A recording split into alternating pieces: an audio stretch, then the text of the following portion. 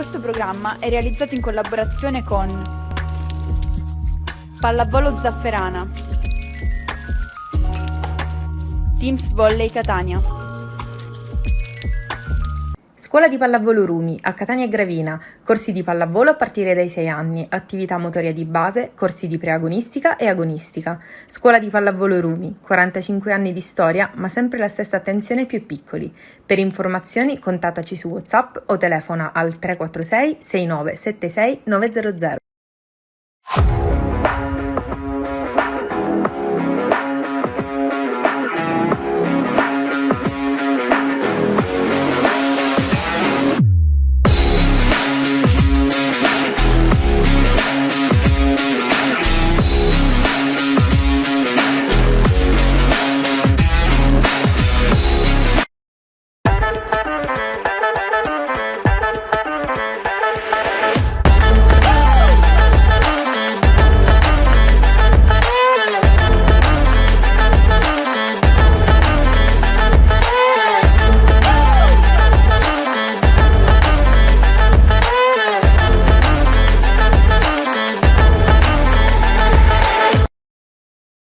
Buongiorno, un altro sabato insieme alla pallavolo sia catanese che ampliata alla nostra pallavolo siciliana. Oggi puntata bellissima, ancora non l'abbiamo fatta, però secondo me sarà bellissima perché abbiamo un sacco di cose da dire. Abbiamo un bellissimo ospite via Skype che è Giorgio Goldoni. Ve lo dico subito: Giorgio Goldoni, ex atleta, ex Panini, Modena degli anni 70, e poi abbiamo invece in studio l'ospite in studio che ce lo presenta al solito la mia opinionista preferita, Donatella Vizzo. Grazie, buongiorno. Buongiorno. Passiamo dagli anni 70 al 2023. Abbiamo parlato con Salvo prima, ovviamente sconosceva, giustamente avendo solo 34 anni, tutto il mondo passato, però penso che seguirà con interesse questo passaggio nel passato. Quindi Salvo Gozzetta, responsabile Rumi, Lube, settore maschile.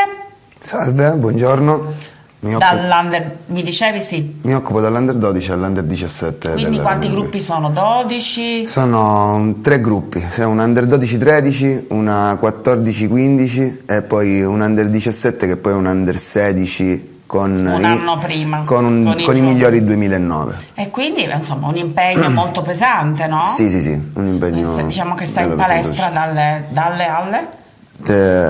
Tutti i giorni, lunedì, martedì e giovedì, dalle 3 alle 10 e mezza, 11. Mamma mia! Sì, e poi il mercoledì e venerdì facciamo sala pesi.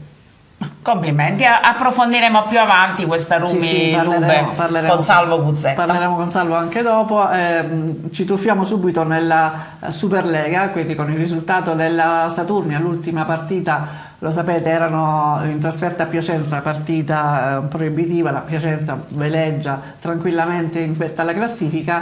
C'è da dire che la Saturnia ha affrontato molto bene la partita, anche ha rischiato il secondo set, ha avuto ben 6 set ball, poteva andare sull'1-1. I ragazzi hanno ben contrastato la fortissima squadra di Piacenza, che però aveva alcune assenze importanti come Leal, io sbaglio sempre, dico Leal, li confondo ancora un attimo, e Romano non c'erano, e quindi diciamo che non era la squadra al top, però voglio dire sempre una signora squadra. Una super. Va segnalato che era stato iscritto a referto, quindi ha esordito, se non proprio in campo ma comunque a referto, Manuel figlio di Cristo Zlatano. Ah, sì? Sì. Lo sto leggendo qui perché a 15 anni pare che sia veramente una fortissima promessa. E quindi da tale padre, quindi ci aspettiamo grandi cose. Ripeto, è stato scritto a referto, non è entrato in campo, ma probabilmente potrebbero anche sfruttarlo in seguito. Diamo un'occhiata molto rapida, visto che la puntata è pienissima di roba da dire, sugli altri risultati. Modena continua a non convincere, perde 3-0 in casa, e quindi c'è aria un po' di crisi, che la cosa mi fa soffrire per tantissimo, perché io rimango sempre col cuore a Modena, Panini o non Panini, Modena è quello che è. Dopo c'è stata la vendetta della Nube Civitanova, che dopo aver perso la Supercoppa invece in casa batte 3-2 il Perugia, una bellissima partita, una delle più lunghe, è l'8ª partita più lunga della storia della Superlega, con 242 punti giocati. Ottima la prestazione di Plotinski, io leggo qualche appunto qua e là.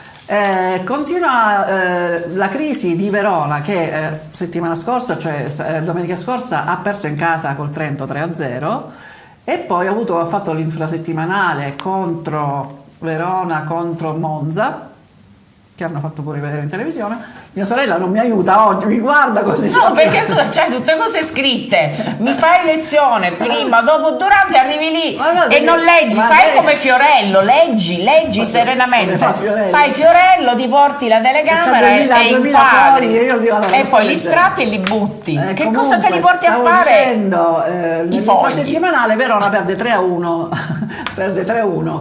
con Monza, e Verona, poi ne parleremo, è proprio la squadra che viene a Catania domani, giocherà qui a Palazzetto e siamo tutti invitati. L'ultima partita, le ultime due partite, Cisterna, che dopo aver perso qui a Catania si rifà subito e vince con un netto 3-0 contro l'Allianz Milano, che continua in crisi profonda, ultima a 0 punti, la squadra di Damiano Catania, che abbiamo intervistato nella prima puntata.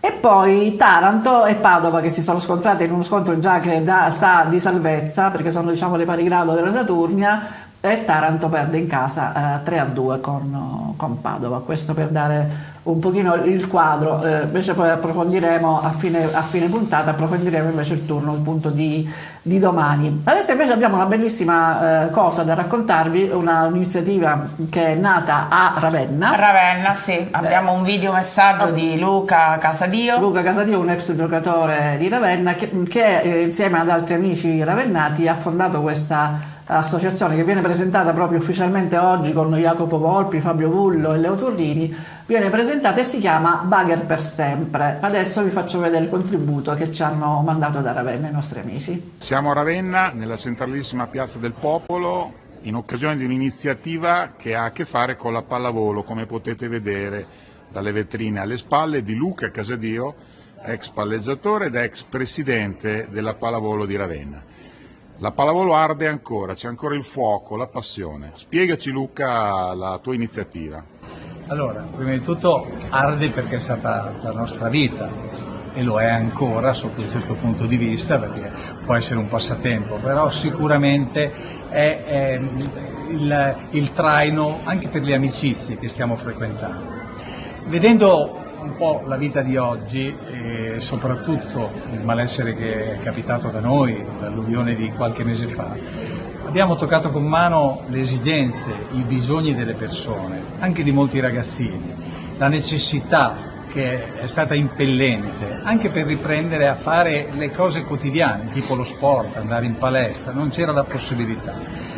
E da sportivo mi sono chiesto, assieme al gruppo di amici che frequento, che sono poi quelli con cui giocavo, fondamentalmente il discorso è stato: ma come possiamo aiutare queste persone? Da sportivi sappiamo benissimo che esiste la vittoria e la sconfitta, sia nella vittoria che nella sconfitta. L'input che noi dobbiamo avere alla fine dell'incontro è sempre quello di aiutare qualcuno, c'è sempre qualcuno da aiutare, sia la persona sconfitta, il nostro compagno di squadra casomai che ha giocato male, oppure anche solamente l'avversario. Alla fine un buon contatto umano con l'avversario sicuramente aiuta. E quindi è nata la voglia di fare qualcosa per chi ha bisogno. Noi per tanto tempo abbiamo giocato a pallavolo e abbiamo chiesto soldi, come sponsor, come giocatori. Ora siamo a un passaggio diverso, volevamo un pochettino cercare di non chiedere, ma di elargire per chi ha bisogno, chi ha delle problematiche fisiche, chi ha delle problematiche tecniche, chi ha delle problematiche economiche, chi fondamentalmente per motivi logistici non è in grado di andare a frequentare la palestra. Per cui questa associazione nasce per gli altri, nasce per chi ovviamente gioca a pallavolo, l'abbiamo settorizzata a pallavolo, maschi e femmine, non c'è assolutamente, per chiunque abbia bisogno. per cui abbiamo costituito Bagger per sempre. Bagger per sempre, il bagger è un gesto tecnico che in qualche maniera caratterizza il nostro sport, è quasi unico. E nella descrizione che poi casomai vi girerò questo pieghevole che abbiamo fatto, è ben significato il quadro di quello che è questo gesto tecnico. Ciao Donatella, ciao Tiziana, grazie tantissimo per la telefonata che ho ricevuto ieri da voi, mi avete fatto sentire importante, noi siamo qua, sempre disponibili a collaborare, a fare qualsiasi cosa con voi. Avremo anche modo di riapprofondire la presentazione di questa associazione Bagger per sempre. La settimana prossima contiamo di telefonare e farci chiarire bene le cose da Luca Casadio.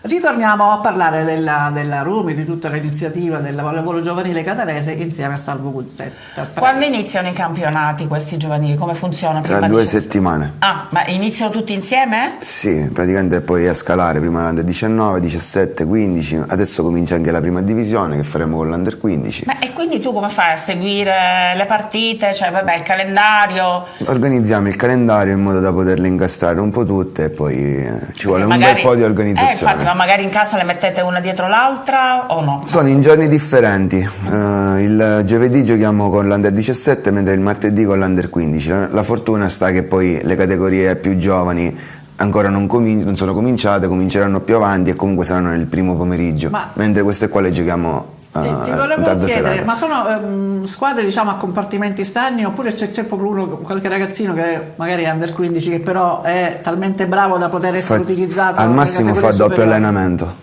Come? Al massimo è doppio allenamento, però sì. in partita non li facevano. Sì, no, può capitare che magari se c'è qualcuno che sta male, che comunque sono gruppi di 16 ragazzi. Ma si può giocare sia in Under 15 che in Under 17? Non sono vincolati? No. Scusa, la domanda è Il assolutamente... vincolo appartiene alla società. No, figurati. Un vincolo appartiene alla società. Non ha neanche un limite di gare a cui giocare. Ho capito, quindi uno potrebbe fare tutti i campionati. Sì, tecnicamente sì, a me è successo. Come era mia sorella, per esempio, che era più piccola, già però era Under 13 e faceva l'Under 20, giusto o no? Sì. Esatto. Vabbè, noi forti avevamo questo triste destino di giocare sempre. Chiamiamolo triste, sì. Ancora. Ma ti volevo chiedere un'altra cosa, tu sei laureato in scienze motorie, insegni a scuola? Sì. Basta, no? Poi il posturologo, scusa, ma la tua giornata di 24 ore, dico, non per sapere i fatti tuoi. Ci vuole tanta organizzazione. Devo dire che poi c'è anche un bel impegno che è un po' un piacere, che è quella che è la vita privata, che comunque bisogna anche saper coltivare. Sei fidanzato, sposato? Sono convivente. Una pallavolista, no? No. Nel Ah, caso in cui mi sento male ho un'infermiera a casa che quindi mi lei può con la subito pallavolo assistere. non c'entra niente? No. E non è una compagna di quelle che dice ma come puoi stare tutta la giornata? No, anzi dice, ha tanta pazienza. Sì, mi dice proprio questa, ma poi anche la fortuna di avere questa professione, lei che comunque lavora su turni, alle 9 va via per lavorare, quindi la notte magari già quando lo fai una volta a settimana ti pesa. Non ti pesa, perché se io ritorno sempre alle 11 è un problema. Quindi vi siete un po' incastrati, ma ti viene a vedere quando fai? Sì, con i ragazzi sì, mi ha seguito anche alle finali nazionali. Mi ha seguito pure alle finali nazionali. Perché diciamo tu hai 11 anni che sei con Giovanni Barbagallo, che credo che sia un record, no? Oramai sei uno dei, tra virgolette, dei veterani, sì. Esatto, pur avendo solo 34 anni sei, perché prima giocavi con loro a Rumi, no? No, la storia che mi porta vicino alla Rumi è una storia un po' particolare, nel senso che magari loro stavano cercando qualcuno, io ero un neolaureato, mi stavo laureando in scienze motorie, avevamo un'amicizia in comune per quanto riguarda un atleta che è Giulio Buremi. Parlando lì con Giulio si è creata la possibilità di andare in palestra da loro, ho visto più volte gli allenamenti, mi sono offerto di dare una mano e pian piano. E da lì è cominciata questa. Sì. L'abbinamento Rumi-Lube in cosa consiste? È un abbinamento di prestigio, è un abbinamento che nasce nel 2019, nella stagione 2020-2021, scusami, nella stagione 2018-2019. Nasce subito dopo che noi con Giovanni andiamo a Cavallese per le finali nazionali Under 13, facciamo la finale nazionale contro Torretta Livorno. Subito dopo ci mettiamo in contatto con loro, Giovanni è stato molto abile, bravo, abbiamo trovato un giusto incontro e siamo riusciti a fare questa... E quindi continuate questa collaborazione. Sì, questa collaborazione che È è... importantissimo, una società prestigiosa Sì, come sì. la Lube, avere Certo, questa... questa partnership si dice. Sì, no? vabbè, io non conosco le lingue. E allora dopo questo tuffo nella pallavolo qua, non solo di qua ma anche attuale, moderna, facciamo invece un bellissimo tuffo nel passato con la nostra fotointervista, oggi tutta dedicata a Giorgio Goldoni. Ecco l'intervista.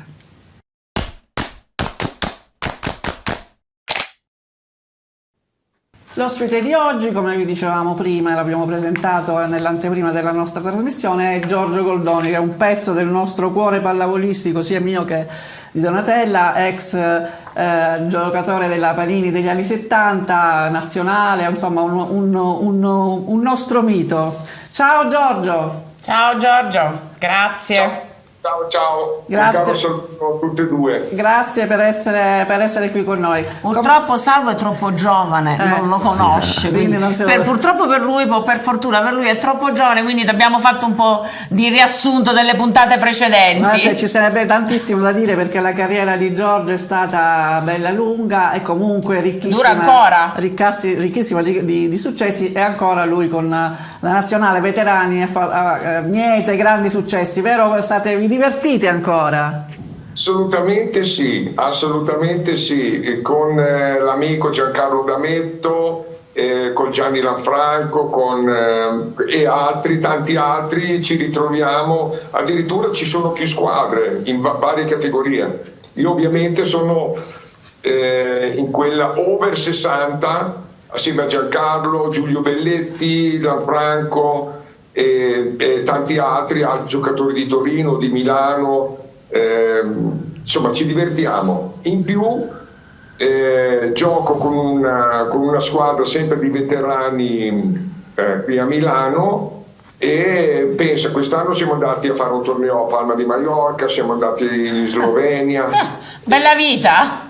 Continua la bella vita pallavolistica. Insomma, l'invidia è tantissima perché io se dovessi mettermi in campo adesso devo dire che fra ginocchia, schiena, insomma, tutto il Come resto- allenatore possiamo fare Potremmo- lei l'allenatrice e io il dirigente accompagnatore. No, niente, noi pallavolo ormai solo chiacchierata. Ascolta, noi come le altre volte Aspetta, abbiamo stava parlando. una serie di foto che ci hai fornito e che adesso... Stavi dicendo qualcosa? Scusami, ti ho interrotto? No, assolutamente, a luglio mi sono operato per la seconda volta alla spalla addirittura. Ma sei Proprio un non pazzo. molli mai. Sei un pazzo, ti ammiriamo tantissimo. Guardiamo, intanto diamo un'occhiata, insomma, alla prima foto che ci hai mandato, che è la più remota, no? Cos'è questa? Raccontaci un po'. Questa è praticamente la squadra della parrocchia, la parrocchia di San Faustino a Modena, ecco adesso la vedo bene, e niente, Don Dino, il parroco, aveva fatto questa squadra, io giocavo a calcio nei ragazzi del Modena e c'erano tutti i miei amici che giocavano in questa squadra e pian piano mi hanno portato a giocare a pallavolo. Primo allenatore, questo qui, Paolino Guidetti era tra l'altro. Ah, pazzesco. Chi è? Paolino Guidetti. Ah, Guidetti, sì. Paolino Guidetti è qui, allora, abbracciato da mio padre. Ah, ma vedi che foto pazzesca. Io sono il numero 4 e qui siamo a Rimini, abbiamo vinto il campionato italiano CSI, io premiato come miglior giocatore e da lì la Panini mi ha subito comprato. Hai visto? Infatti ho visto che Dalla tu parrocchia alla Panini. tu hai esordito in A1 a 16 anni, ho letto da qualche parte, con Panini Modena contro Bovoli Bologna 3-0. Tu già eri già titolare, mi pare. In quella partita sì, poi dopo diciamo che ho fatto un anno di gavetta e poi dopo subito praticamente il professor Andrettini, il nostro grande allenatore, mi ha messo in prima squadra subito. Anderlini, che vediamo subito nella seconda foto, anche lui allenatore mitico, che proprio ha creato, diciamo, il partito tutto da lì, la storia di Modena pallavolistica. È partito tutto da lui, tutto da lui. Pensate che lì c'erano praticamente tutti i ragazzi, eravamo tutti di Modena allora. Ecco, in questa foto ci sono io col numero 4, Giobbe, Giovenzana, Sì. e il professor Andellini che mi sta praticamente lavando la testa. Cazziatone storico. Storico, esatto. E qui in questa foto già praticamente avevamo già vinto uno scudetto, perché io ho lo scudetto, c'è la maglia. Sì, alla maglia, sì. In quel particolare frangente siamo campioni d'Italia. Penso io che questo fosse il 1971, 72, no, 70 forse, 70, perché voi vincevate negli anni pari, se non sbaglio. O questo, perché Sì, poi ma- c'è stato 72 Roma, quando c'è stato lo spareggio Ruini, che noi siamo venuti a vedere, perché noi Noi siamo eravamo venuti, abbiamo fatto tifosissime della un Panini. viaggio assurdo in treno proprio sul portabagagli, abbiamo dormito proprio per Io venire a ho 12 vedere la anni. partita, me la ricordo ancora. Io sono sempre stata tifosissima della Panini, ma Veramente, proprio sì, ma da Panini nel sempre. cuore. Vabbè. E quindi no, sono contenta che è il numero 4 perché è stato il mio numero storico per tutta la mia carriera pallavolistica, quindi condividiamo questa cosa, e con te condivido anche gli europei juniores in Olanda nel 73. Io Esatto, ho, bravissimo. ho- Io anche lì ho qualche foto della squadra, ho qualche foto dei vari tornei di Mondello. Sì. E in quello europeo in particolare noi arrivammo quarti, un bel risultato. come risultato che per quell'anno è stato un risultato storico, perché ti ricorderai che c'erano tutte le squadre dell'Est fortissime. Sì.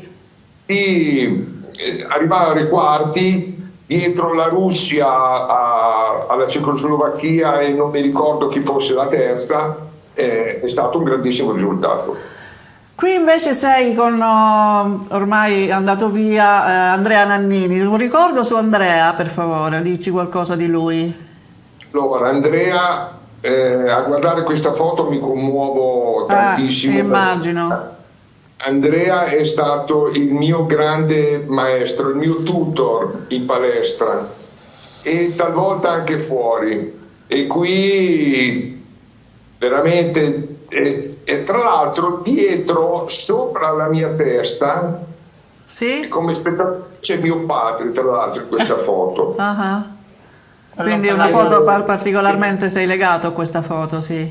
Sono praticamente molto legato a questa fotografia, e Andrea è stato per me veramente un grandissimo maestro su tutti i fondamentali. Sì, veramente mi ha preso, ma io sono sempre stato il più giovane di quella squadra e quindi mi avevano preso tutti a ben volere. Tutti facciamo, ne abbiamo fatto una la settimana scorsa di cene, Sì. solamente noi della prima squadra degli anni 70. Siamo rimasti in 7 perché sono venuti a mancare, come dicevi tu Andrea, Nannini e Antonio Barone. Ah. E niente, e tuttora in queste cene ci raccontiamo e riraccontiamo tutte le varie storie, i vari aneddoti, e io sono Giorgino per loro ancora. Sei sempre Giorgino, nonostante i capelli bianchi. Esatto. Senti, Esatto. andando avanti c'è questa bellissima foto in attacco tua con il palleggio di Pupo Dall'Olio, anche lui un grandissimo giocatore. No, quella più avanti, senti, per favore. Questa è qui. E vedo tantissimo pubblico. Mi dici che partita era? Se te la ricordi. Allora, questo è lo spareggio nel 1976 fra Panini e Clippan Custorino al Paladino di Milano. Hai vinto o perso? Abbiamo vinto noi 3-0 e abbiamo vinto lo scudetto. No, Che domande fai? Vincevano sempre, che domande vincevano fai? sempre, no? C'è Lanfranco dall'altra parte, mi pare, no? Che sta per saltare a muro.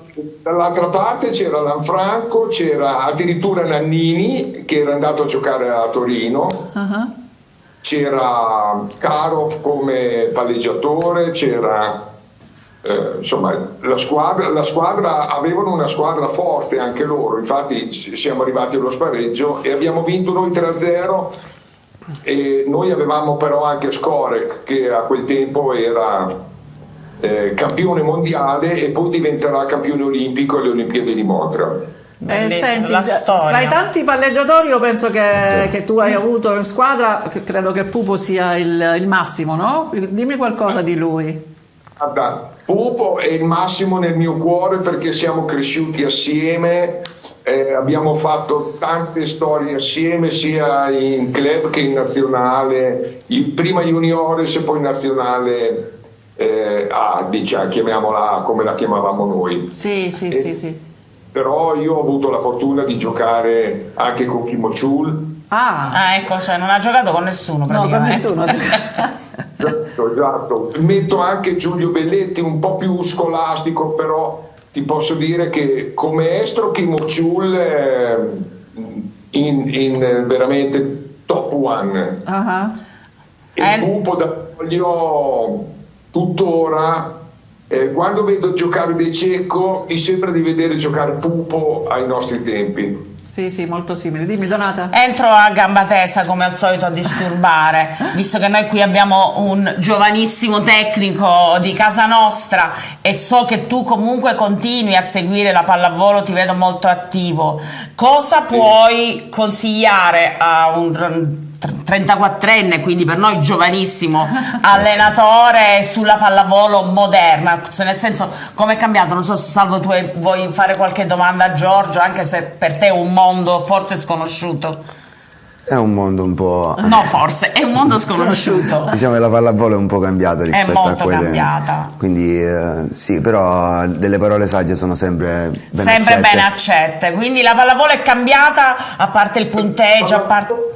Allora, la pallavolo in sé, per conto mio, è cambiata, ma non è cambiata in meglio in fatto di strutture, di preparazione fisica, ma è peggiorata secondo me nei fondamentali. Oggi un giocatore sa fare quello e l'opposto non riceve mai, infatti poi non ricevendo mai in difesa a mio parere è scarso. I centrali se devono fare un palleggio 7 su 10 lo sbagliano.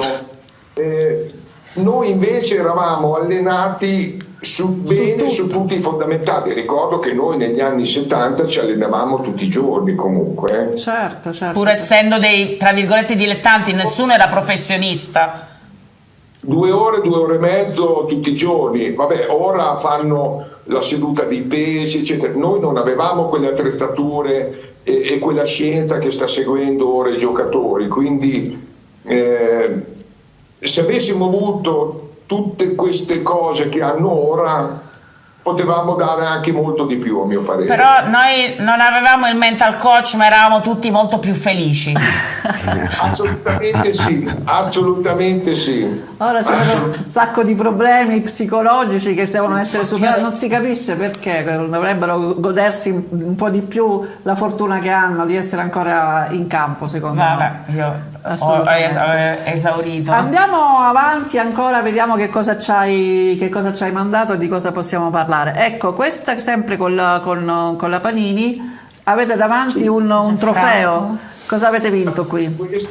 Questo è praticamente il campionato 84-85, dove con questa squadra abbiamo vinto tutte le partite di campionato tranne le ultime 2 che abbiamo perso, e abbiamo perso lo scudetto da Bologna. Ecco, fantastico. Pazzesco. E quindi non siete molto felici, forse per quello. Per quello. La foto non fa trasparire alcuna felicità, mentre molta felicità c'è nella successiva che stiamo vedendo, è uno spogliatoio, e qui invece c'è, diciamo, ti vedo sulla destra, siete con la Sant'Alle, avete vinto lo scudetto. C'è Kim. Abbiamo vinto lo scudetto, e quello preso di mira da tutti è Kim Chul, perché è stato praticamente l'artefice di questo grandissimo risultato. Vedi Gianni Lanfranco, c'è Maurizio Ninfa, c'è Paolo Lucchetti. Maurizio Ninfa, sì, vero, non l'avevo riconosciuto. Questi sono parte dei giocatori che hanno partecipato a questo grandissimo risultato. Tanto merito a Kim Chul, che il suo arrivo cambiò anche lui un po' la pallavolo con tutti i suoi vari schemi. Eh sì, era una ventata di novità. Adesso scorriamo velocemente perché io parlerei con te per ore, ma purtroppo il tempo che ci danno è molto molto poco. Ci sono due foto che mi piacerebbe commentare brevemente. Quella davanti all'aereo, qui siete in partenza per i mondiali in Messico, 1974, mondiali, allenatore era Oddo Federzoni. Qui non ero il più giovane, ma più giovane era Gianni Lanfranco. Sì. Io a ruota con i vari Mattioli, Salemme, Nencini, Montorsi. C'è Alessandro anche, il catanese Alessandro, sì? Come, scusa? C'è il catanese, c'è Tony Alessandro, se non sbaglio, mi pare di riconoscere qui a sinistra. C'è anche Tony Alessandro.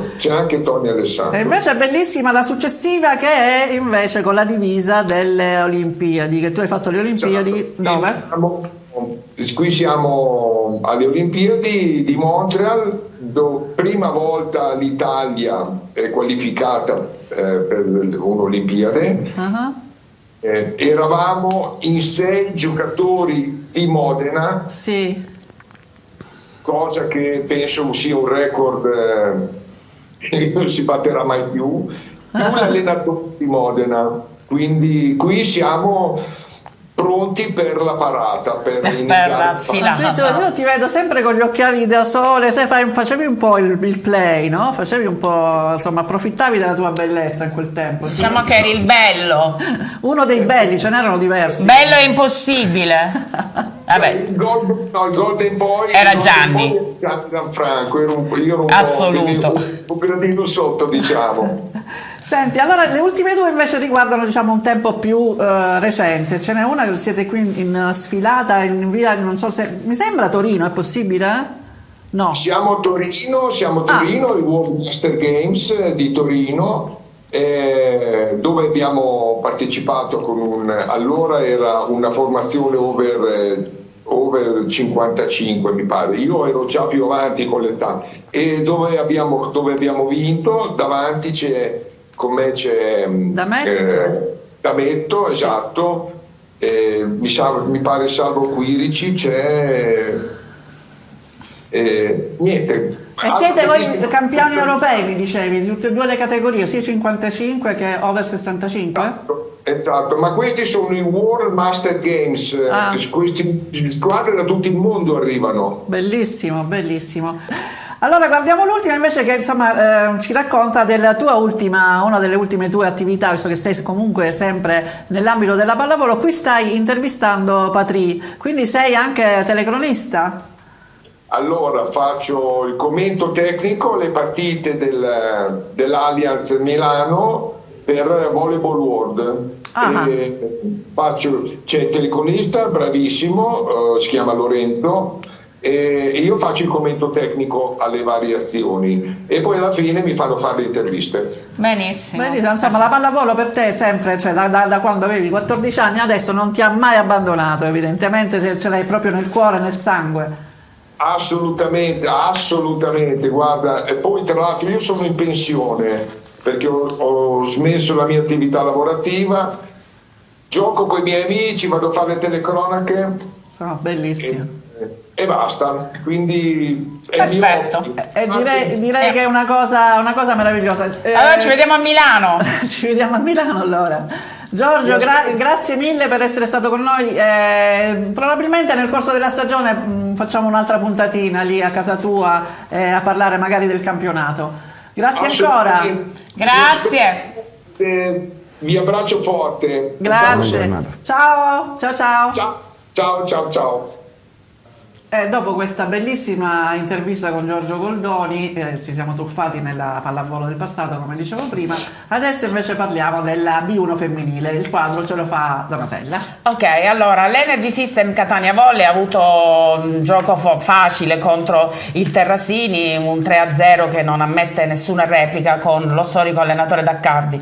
Noi dagli spatti ci siamo rese conto che c'era qualche frizione con le giocatrici, soprattutto con la palleggiatrice. Comunque non credo che, anche se non avessero avuto questi problemi, non avrebbero potuto assolutamente impensierire le squadre di coach Jimenez. Quindi una buona prova di tutte le ragazze, Importantissimo invece il prossimo turno dove giocheranno contro l'Alzano Napoli, che ha una squadra in testa al campionato quasi come loro, 4 vittorie, un solo set perso, quindi una partita molto impegnativa. Per quanto riguarda invece la team volley UBA Ambiente, purtroppo continua ancora un po' l'inizio difficile del campionato, ma d'altronde la professoressa Baldi con il nuovo allenatore ha confermato la lotta per la salvezza, e al momento diciamo che sono state tutte partite proibitive. Giocheranno col Messina, che insomma ha avuto un 3-2 casalingo contro Castellana Grotte.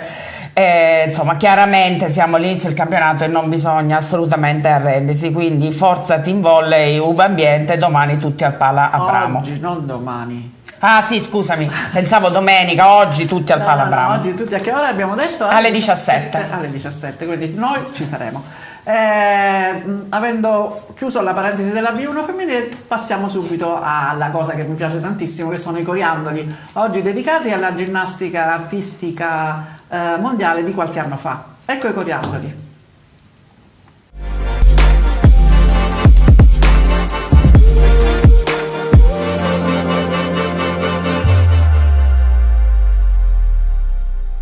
Oggi vi parliamo, per i nostri coriandoli, vi parliamo di ginnastica artistica mondiale del passato e andiamo direttamente a vedere praticamente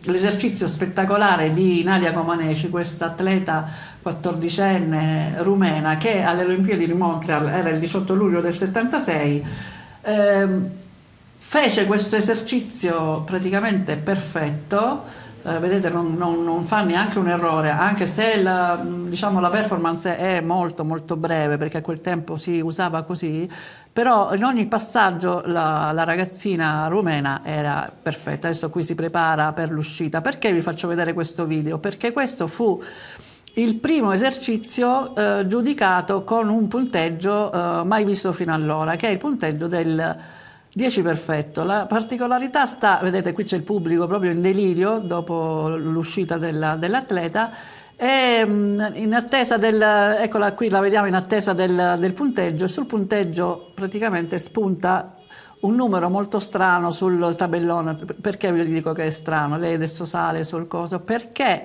è la prima volta che assegnano alle Olimpiadi il punteggio di 10. 10 perfetto, l'hanno chiamato il 10 perfetto, vedete sotto. Nel tabellone, il tabellone non era previsto, era tarato per poter scrivere massimo 9,95, per cui scrissero 1.00. Ed è la prima volta appunto che si verifica questa cosa. Qui lo vediamo al replay, veramente i passaggi sono pulitissimi, con le gambe dritte, è una poesia, un esercizio che è veramente una poesia. In realtà c'era stato un 10 prima di questo, ma l'aveva preso la Vera Kavslaska, che era una atleta cecoslovacca, l'aveva preso nel 67, ma erano campionati europei e non erano le Olimpiadi, per cui non è passato alla storia come questo punteggio. Da dire che poi lei vinse in quelle Olimpiadi di Montreal a soli 14 anni altre medaglie d'oro e per altre 6 volte in altre specialità come il corpo libero, come la trave soprattutto, prese altri 10 nella stessa edizione. Ecco che qua si prepara per l'uscita. Guardate l'atterraggio perfetto dopo questo volteggio, e qui bellissimo. Il filmato che vi faccio vedere invece adesso, questo sempre nella stessa Olimpiadi, la grande avversaria di Nadia Comaneci fu questa Nelly Kim, un'atleta sovietica che con questo esercizio al corpo libero anche lei prese 10, però non passò alla storia perché lo prese praticamente 10-15 minuti dopo quello di Nadia Comaneci. Quindi l'ingiustizia a volte del caso e che non ti fanno passare alla storia con questo bellissimo esercizio. Tra l'altro lei fu la prima donna ad eseguire un doppio salto raccolto a corpo libero, fa praticamente 2 giri, 2 salti mortali all'indietro. Si vedranno verso la fine dell'esercizio. Mi ha colpito molto questa cosa, che per 10 minuti, un quarto d'ora, il nome di Nelly Kim è rimasto praticamente nel dimenticatoio, mentre Nadia Comaneci, che poi comunque fece una carriera brillantissima anche nelle Olimpiadi successive, poi ebbe una vita travagliata perché la costrinsero a diventare l'amante del figlio di Ceausescu, insomma una vita pazzesca, poi scappò negli Stati Uniti, insomma era una storia che sarebbe bellissima approfondire e raccontare. Qui vediamo la fine dell'esercizio di Nelly Kim, che mi ha fatto sorridere, e penso che anche lei possibilmente è rimasta un po' amareggiata da questa cosa. Spero che anche questo coriandolo vi sia piaciuto. Alla prossima volta, alla prossima settimana. Esaurito anche l'angolo dei coriandoli, spero anche questa volta vi sia piaciuto perché questa storia è troppo carina.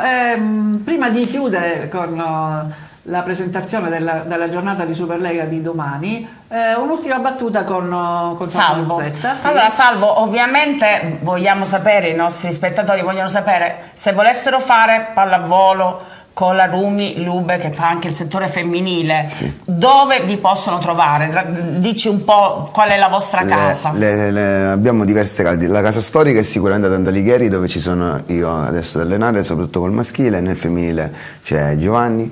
Mentre per quanto riguarda le altre scuole abbiamo l'Archimede, Piazza Lanza, dove si possono fare sia i centri di avviamento allo sport che i primi passi all'agonistica degli under amatoriali, diciamo, e poi abbiamo pure il Lombardo Radice, sia la sede di Gravina con i centri di avviamento e il Lombardo Radice di Catania con sempre queste squadre under. Quindi tutti i giorni c'è possibilità di trovare la Rumi? Sì, insomma, sì, tutti i giorni, dislocate dal in questi... lunedì al venerdì e probabilmente anche il sabato. Ok, e da che età accogliete i bimbi piccoli? Dai 4 fino agli over. Abbiamo pure un gruppo noi lo chiamiamo il gruppo mamme, okay? Dove ci sono magari queste signore che giocavano, sì, genitrici dei ragazzi che alleniamo, che magari sono ancora appassionate, fanno l'allenamento di pallavolo a tutti gli effetti. Sì, fanno gli allenamenti di pallavolo. Questa cosa non sì. la sconosco. Bella.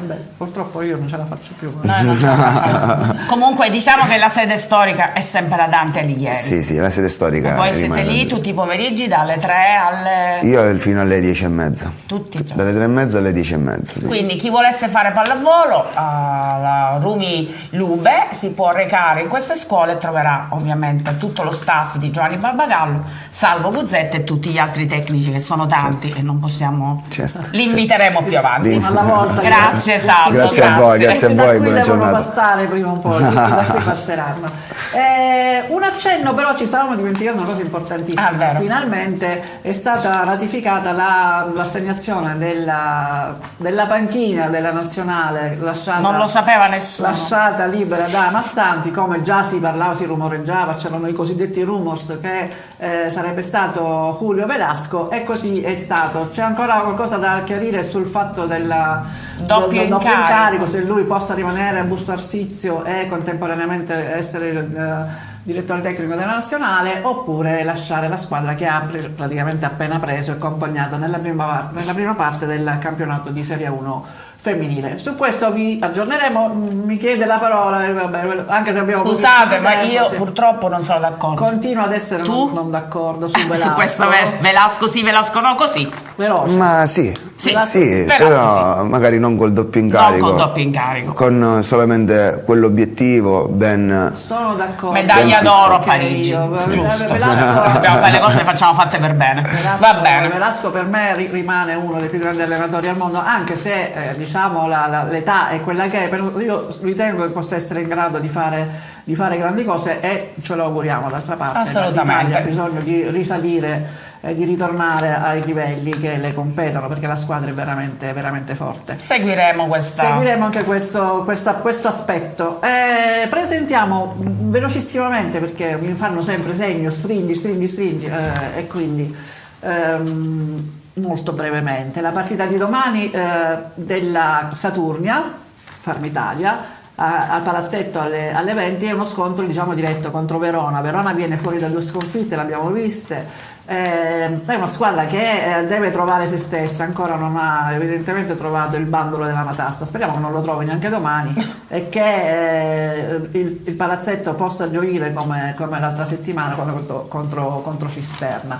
Quindi in bocca al lupo alla Saturnia. Brevemente le altre partite: c'è Perugia contro Modena in trasferta, già in casa sta facendo sfaceli, quindi a Perugia io credo che non abbia grandi possibilità. c'è una cosiddetta partitazza Trentino contro Piacenza, vediamo, adesso si verifica, perché Piacenza è vero che è a punteggio pieno, ma ha avuto delle partite diciamo piuttosto semplici, con squadre che non sono alla sua altezza senz'altro.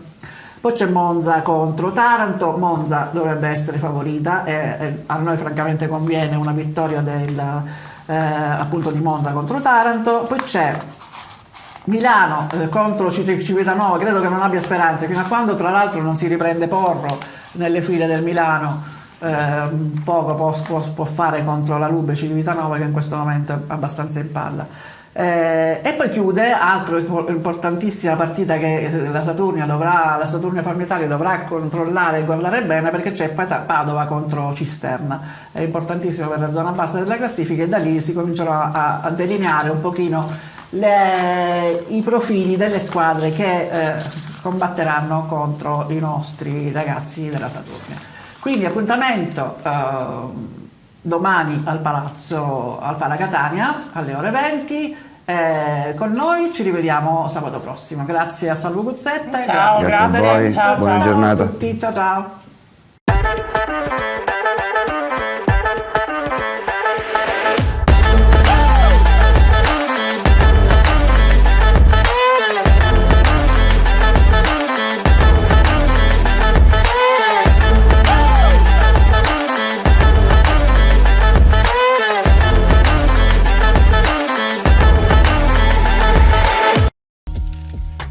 Questo programma è stato realizzato in collaborazione con Pallavolo Zafferana,